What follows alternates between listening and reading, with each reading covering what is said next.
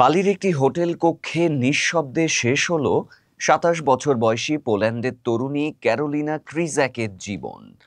বছরের পর বছর ধরে শুধুমাত্র ফলের ওপর নির্ভরশীল একটি কঠোর খাদ্যাভ্যাস ফ্রুটারিয়ানিজম অনুসরণ করার ফলস্বরূপ চরম পুষ্টিহীনতা ও অনাহারে তার এই মর্মান্তিক মৃত্যু। মাত্র ২২ কিলোগ্রাম ওজন নিয়ে নিথর অবস্থায় পাওয়া যায় তাকে।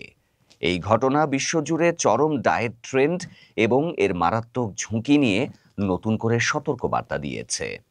দ্য সানের প্রতিবেদনে জানা যায়, ক্যারোলিনা ক্রিজ্যাক ২০২৪ সালের ডিসেম্বর মাসে বালির সুম্বের কিমা হিল রিসোর্টে উঠেছিলেন।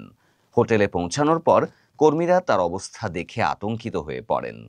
তাদের বর্ণনা অনুযায়ী ক্যারোলিনা ছিলেন একেবারে হাড় জিরজিরে, চোখ গর্তের ভেতরে ঢুকে গিয়েছিল এবং গলার হাড় বেরিয়ে এসেছিল। হোটেল কর্মীরা জানান, ক্যারোলিনার শারীরিক অবস্থা এতটাই দুর্বল ছিল যে এক রাতে তিনি নিজে হাঁটতে না পেরে একজন কর্মীর সাহায্যে রুমে ফেরেন। তার নখ হলুদ হয়ে গিয়েছিল, দাঁত পচে যাচ্ছিল এবং শরীরে তীব্র পুষ্টিহীনতার স্পষ্ট লক্ষণ দেখা যাচ্ছিল।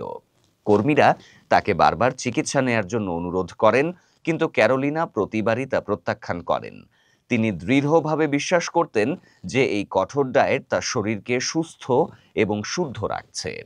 ৩ দিন ধরে ক্যারোলিনার কোনো খোঁজ না পাওয়ায় স্থানীয় এক বন্ধুর কাছ থেকে খবর পেয়ে হোটেল কর্মীরা উদ্বিগ্ন হয়ে দরজা খুলে দেখেন তিনি বিছানায় নিথর অবস্থায় পড়ে আছেন।